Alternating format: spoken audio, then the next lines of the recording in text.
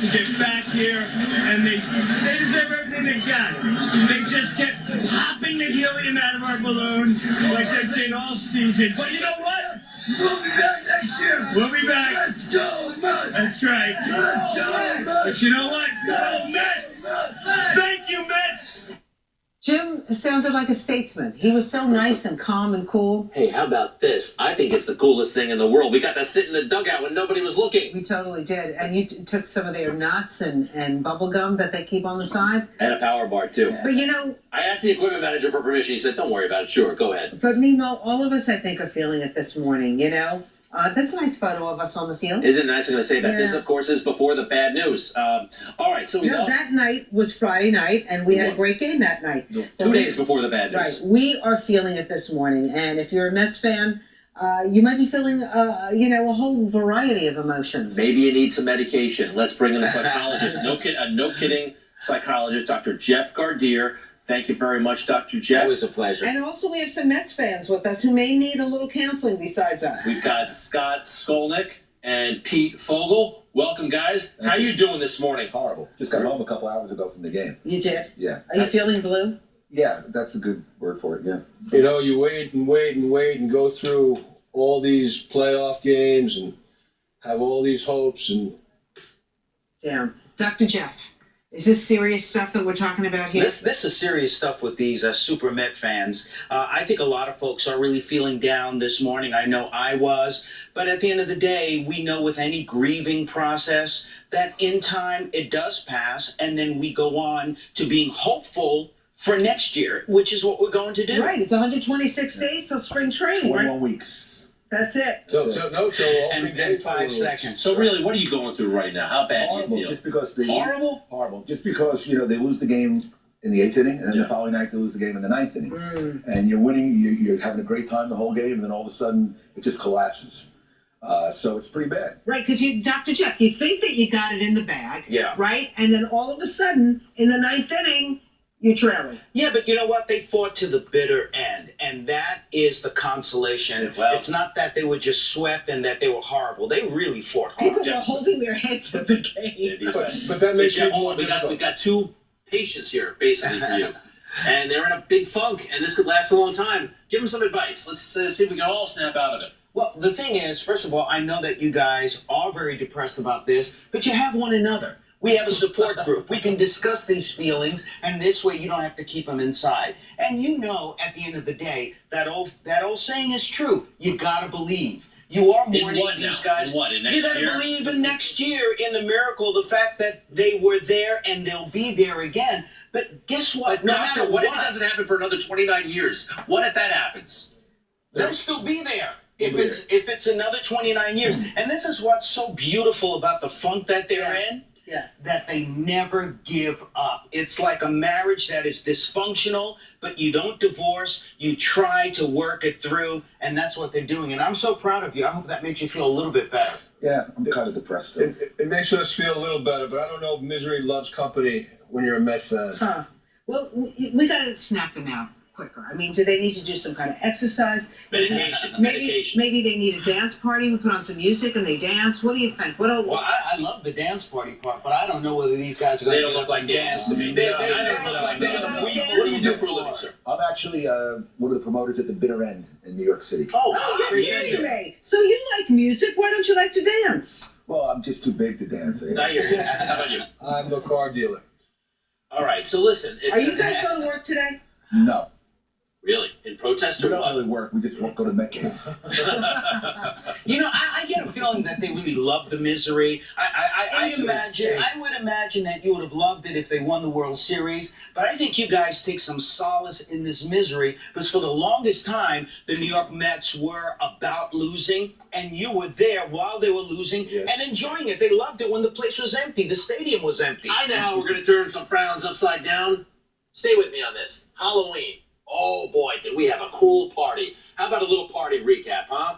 Rosanna and I did, I think, the spoof of all spoofs on Donald Trump and Hillary Clinton. It was great, great stuff. The scenario is Donald Trump is president, and, well, watch what happens. You know, another thing, I totally busted up Washington. I do things my way. They said, you can't hire your friends. You can't give your friends jobs. You got to hire these eggheads from these, universities. Well, Rosanna Scotto was my best appointee ever. She is now the ambassador to Italy. Who can forget her confirmation hearings, huh? Take a look. She showed up sloshed. I didn't think that was a good idea. And then, however, to her credit, she showed that she knew every curse word in Italian, all the best ones, and a few in Spanish. And if anybody doubts her qualifications, check out my girl. She could actually find Italy on a map. I think she's amazing. All right, so you're probably... Well, that You chuckled. I heard some chuckles over here. I could saw see him that laugh. happening, yes. He had a little bit of a smirk, and then he was like, But I would have preferred a Mets victory, but it wasn't bad. All right, thank you. Laughter, they say, what about laughter? Greg, let me tell you something. First of all, laughter is healing, and that's Right. what we're getting. So good job to both of you. Greg, let me tell you, you were so good as Donald Trump, it made my head spin. I know. You're so happy, your head's about to explode. Now, how about this? You thought I was good as Donald Trump? Watch Rosanna Scotto as an unstable Hillary Clinton. But why the big speech? I'll tell you. I'm bored. I'm bored of success. I succeeded everything, politics, business, finance. Folks, I never made it in Hollywood, and that is about to change. Next week, production starts on Trump, the movie. We already got the poster. Check it out. This movie is going to be so great, it's going to make Titanic look like Snapchat. I'm telling you. All right? Got a sense of what I'm talking about? So, what's going to happen back here? Who's going to run things in the White House? I got an idea. I know what I'm doing. Again, I went to the Wharton School at the University of Pennsylvania. I'm not stupid. Hello. Yeah, bring in the Looney Tune. Look who it is. Hello, Hillary. How you holding up? Hillary, I need to talk to you about something very important. Hillary, I'm serious. Hillary, if you can't do this, I'll call Ted Cruz. All right.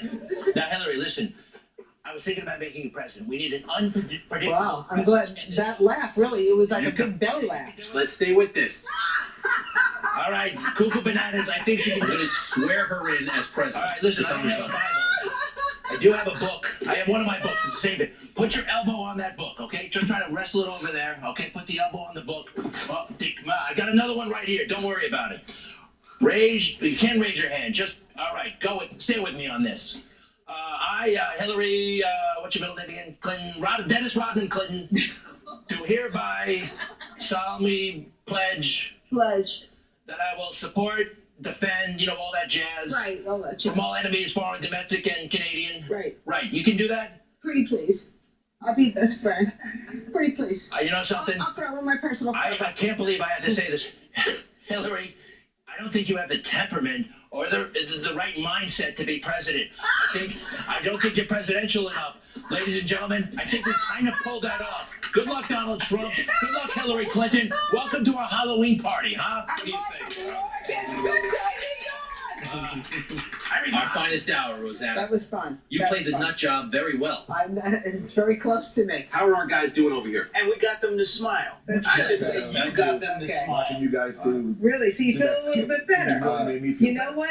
I think you would feel better if you got up and danced. I know it's not part of your... I'll probably split my pants if I go. Okay, we don't want to do that. But anyway, you should do something, put on music, sing when you go home, right? That helps. I'm just thinking about you in that straight jacket. We got him if you want it. You feel like you're going to harm These two yourself. guys have been in a straitjacket for the longest time with the New York Mets. I think Greg is wanting they're me to go. crazy about them, trust me. Anyway, that was so much fun. Thank you so much, Pete and Scott and Dr. Jeff Gardere. Always great to see you. It's always my pleasure. Where can we find you these days? What are you doing? DrJeffGardere.com, still teaching medical school and, doing what I do, hanging out with you guys every love once that. in a while. Good stuff. Thank you very much. We'll see you at the bitter end. Yes, sir. What kind of cars do you sell? Used cars. Used car salesman. Not a used car salesman, a used car dealer. What does that mean? Oh, because there's a connotation. But Yes. a dealer is... I like the phrase pre-owned. Do you use Yeah, pre-owned. I'll use it on you if it works. that? Okay. Oh, by the way, what kind of Honda do you have? Maybe, I have a 2003 Honda Accord. could you get any money for that? We could talk after the show. 145,000 miles on it. I love the thing. Great for New York City parking. Right. That's right. Oh, that reminds me, it's parked. I'm not kidding. Mike, I am not joking about this. Alternate side. Uh-oh. Oh, yeah, no, it's going to have a big fat ticket on it probably. All right, what's up?